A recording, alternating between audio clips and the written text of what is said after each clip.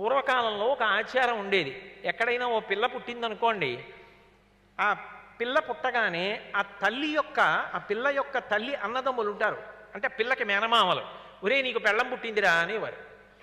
మేనమామ వచ్చాడు అంటే మేనకోడలు పుట్టింది కాబట్టి ఏదో ఒరే నీకు భార్య పుట్టిందిరా అనేవారు.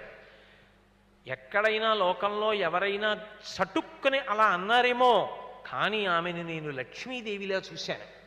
ఆమె నారాయణుణ్ణి చేరుతుందనుకున్నాను తప్ప నేను ఎన్నడూ నా మనసులో అపవిత్ర భావనతో చూడలేదు.